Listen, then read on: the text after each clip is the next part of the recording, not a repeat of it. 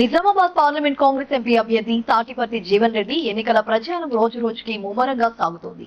ఈ మేరకు నిజామాబాద్ జిల్లా రూరల్ మండలం గోపన్నపల్లి గ్రామంలో ఎమ్మెల్యే డాక్టర్ భూపతి రెడ్డితో కలిసి ప్రచారం నిర్వహించారు. ప్రచారంలో కాంగ్రెస్ నాయకులు టపాసులు పేల్చి జీవన్ రెడ్డిని అధిక మెజార్టీతో గెలిపిస్తామని ముక్త కంఠంతో నినదిస్తూ జీవన్ రెడ్డికి ఘన స్వాగతం పలికారు. అనంతరం జీవన్ రెడ్డి స్థానికులతో చేతులు కలుపుతూ ఆప్యాయంగా పలకరిస్తూ ఓట్లు అభ్యర్థించారు. ఈ సందర్భంగా జీవన్ రెడ్డి మాట్లాడుతూ బీఆర్ఎస్ ప్రభుత్వం 10 ఏళ్లుగా ఒక్క రేషన్ కార్డు కూడా ఇవ్వలేదని, బీఆర్ఎస్ సగం ముగిసిందని ఎద్దేవా చేశారు. సంక్షేమ పథకాలు అమలు కేవలం కాంగ్రెస్ ప్రభుత్వంతోనే సాధ్యమని, కాంగ్రెస్ జాతీయ లౌకికవాదం అయితే బీజేపీది మతతత్వవాదమని వ్యాఖ్యానించారు. కాగా అందరికీ అందుబాటులో ఉంటూ అభివృద్ధికి కృషి చేస్తానని, తనకు వేసి భారీ మెజారిటీతో గెలిపించాలని జీవన్ రెడ్డి కోరారు.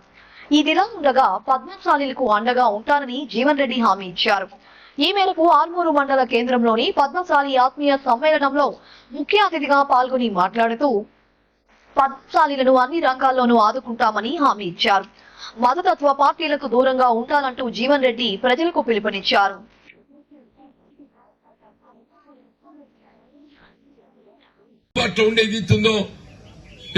వైఫల్యాన్ని ఎండగట్టడం లోపల, రైతాంగాన్ని చైతన్యం చేయడం లోపల కృతకృత్యులై మొన్నటి ఎన్నికలు ఏదైతుందో అందరూ కూడా అండగా నిలబడరని చెప్పి అంటున్నాను. మరి నిజామాబాద్ జిల్లాలో ఏదైతుందో మన దగ్గర గెలిచిన 2 స్థానాలే. సుదర్శన్ రెడ్డి గారంటే పెద్ద మనిషి, ఆయన గతంలో మంత్రిగా పనిచేసిండు. కానీ భూపతి కేవలం ఒక ఉద్యమ నాయకుడిగా గుర్తింపుతో ఏదైతుందో ఆయన కేసీఆర్తో విభేదించి కూడా ప్రజల పక్షాన నిలబడాలనేటువంటి నిర్ణయం తీసుకున్నాడు. కాబట్టి ఆయనకి కూడా ప్రజలు అండగా నిలబడ్డారని చెప్పంటారు. మరి ఎన్నిక ఏదైతుందో నాకు గెలుపు, భూపతికి పరీక్ష. ఉన్నమాట చెప్తున్నాను, భూపతికి పరీక్ష. ఇప్పుడు మొన్న భూపతిని గెలుచుడు అంటే అది వేరు ప్రత్యేక అంశం. ఓడు భూపతిని చూసిండు, మాకు అందుబాటులో ఉంటుండు, పోయినసారి ఓడిపోయిండు, అయ్యో పాపం మనోని మనం గెలిపించుకోవాలని చెప్పని రాజకీయాలకు అతీతంగా అందరు కలిసి అండగా నిలబడి గెలిపించింది. ఇప్పుడు జీవన్ రెడ్డి పట్టుకు వచ్చింది, నాకు ఓటయ్యి అంటుండు. రెండు ఒకటి కాదు కదా, కాదు ఉన్నమాట చెప్తున్నాను. కానీ పార్టీ దృష్టిలో ఏదైతుందో ఆయన కంటే తక్కువ వస్తే ఏమైనా భూపతి నువ్వు మెజార్టీ గెలిచినావు, ఎమ్మెల్యే ఏం చేసినావు? అది నిజమా? ఇప్పుడు భూపతి పరీక్ష అని చెప్పి అంటున్నాను. దయచేసి అది ఆలోచన చేయండి అంటున్నాను. మళ్ళీ ఏ పని చేయాలన్నా కానీ రాష్ట్రంలో కాంగ్రెస్ ప్రభుత్వం అధికారంలో ఉన్నది. ప్రధానంగా 3 రాజకీయ పార్టీలు పోటీ పడుతున్నాయి. కాంగ్రెసే గాని, బీజేపీ గాని, బీఆర్ఎస్ఏ గాని. సరే బీఆర్ఎస్ పక్కన వారేయాలి, అయిపోయింది అది, దాని కథ వచ్చింది. సరే ఏ పార్టీ అయినా కానీ ఇవాళ ఒకరికి పెన్షన్ వస్తలేదు. పెన్షన్ ఎవరికి ఇవ్వగలుగుతారు? భూపతి రెడ్డి ఇవ్వగలుగుతాడు. పెన్షన్ ఎవరికి ఇవ్వగలుగుతాడు? పెద్ద మనిషి వచ్చి నేను ముసలోని అయినా నాకు ఎందుకని నెరిసినాయి, నాకు పెన్షన్ వస్తలేదని చెప్పి అన్నాడు. ఇప్పుడు పెద్ద మనిషి రేపు పెన్షన్ ఎవరిప్పిస్తారు? భూపతి ఇప్పిస్తాడు. అరవింద్తో అవుతుందా? వాడు ఎక్కడ పోయి ఉంటాడో ఆయనకే తెలియదు. ఇప్పుడు మనకు 10 ఏళ్ళు అయినా ఒక్క రేషన్ కార్డు దిక్కున్నదే. ప్రభుత్వం అమలు చేసి తలబెట్టే సంక్షేమ కార్యక్రమం ఏదైనా గానీ రేషన్ కార్డు అయితే కొలతబద్ద. ఆ రేషన్ కార్డు ఉంటేనే ఏదైతుందో ప్రభుత్వ సంక్షేమ కార్యక్రమాలకు అర్హత వస్తుంది. నువ్వు 10 ఏళ్ళగా ఒక్క రేషన్ కార్డు ఇవ్వలేదే అంటూ నేను. వీళ్ళ కాంగ్రెస్ పార్టీ ఒక ఆలోచన నిర్ణయం చేసింది. స్థానిక ఉండే నాయకులకు ఏదైతుందో సూచన చేసింది.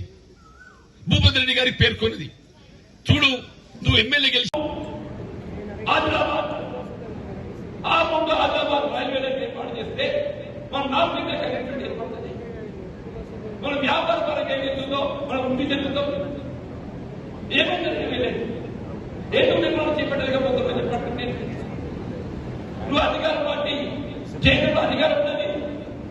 కేంద్రంలో అధికారం ఉండి కూడా ఆర్మూర్ నిజామాబాద్ గుండె చప్పుడు ఆర్మూర్ అని చెప్పంటున్నాను. నిజామాబాద్ పార్లమెంట్ నియోజకవర్గం గుండె చప్పుడు ఆర్మూర్ అని చెప్పంటున్నాను. అటువంటి ఆర్మూర్ వృద్ధి చెందడానికి నీకు ఆర్మూర్ ఆదిలాబాద్ రైల్వే లేదని చెప్పండి. దేవుడు అవకాశం వస్తే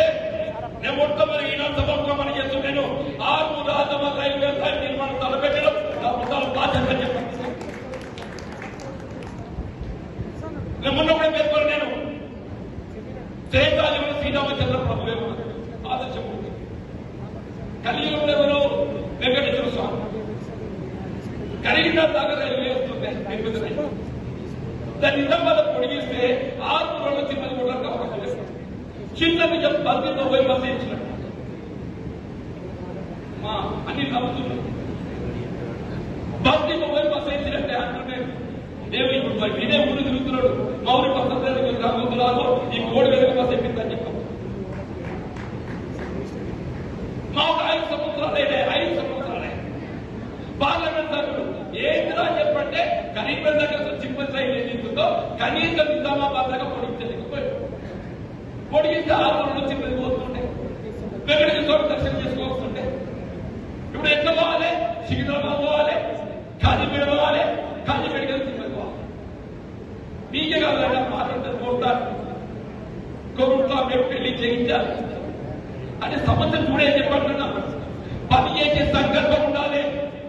ఉన్నమాట అంటే ఏదైతుందో రక్షణ ఉండాలి. ఉన్నమాట అంటే ఉండాలి. ఏది చెప్తున్నా నీ అవకాశవాదం వరకు ముస్లింల కొమ్ముగాదు ప్రతినిధించింది ఎవరు? నువ్వు కాదా అంటున్నాను. ముస్లింలు జాతీయ స్థాయిలో విధానికి సౌకర్యం కల్పిస్తుందో నువ్వు కాదా చెప్పంటున్నాను. నేను జవాబుగా చెప్పంటున్నాను. తెలంగాణ రాష్ట్రంలో సామాజిక నిర్మాణానికి గురైన మా ముస్లింలు కల్పిస్తే మనం తప్పుపడతావు. నువ్వేం చేస్తున్నాయి? నువ్వేం చేసినావు? నువ్వు కల్పిస్తే సత్యం అనే దయచేసి చెప్తున్నా. నేను ఈ ఆకు వేదిక ఏదిస్తుందో మా అనిల్ పక్కబడుతుంటే అప్పుడు స్ఫూర్తి వస్తుంది. అనిల్ పక్కబడినప్పుడు స్ఫూర్తి వస్తుంది. అందుకు ఇద్దరు చర్చించుకుంటుంటారు. ఏంటి సమాజం ఎట్లా వివక్ష గురైతున్నది, దాన్ని ఏం కదా మనం మార్పు చేయాలి. రాజకీయ పదవులు కాదు ప్రధానం. పదవులు వస్తుంటే అదృష్టం బట్టి, కానీ మనకు కొన్ని బాధ్యతలు ఉంటాయి. సోషల్ సెక్యూరిటీ, ఈ సమాజ నిర్మాణం ఏదైతుందో మనకున్నటువంటి లోక ధ్యానం, మనకు లోక ధ్యానంతో ఏదైతుందో మన పాత్ర పోషించాలి.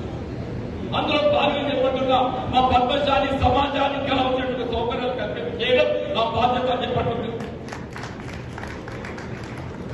తప్పకుండా మీ అందరూ అన్నదమ్ములకు ఆహ్వానం పెడుతున్నాను. నేను దేవుని దేవత గెలవడంతో ఏదైతుందో ఆత్మను గుర్తింపొచ్చే విధంగా మీ పేరు నిలబెట్టే విధంగా నేను మీకు అందుబాటులో చెప్తున్నాను. సెలవు తీసుకుంటూ జై హింద్.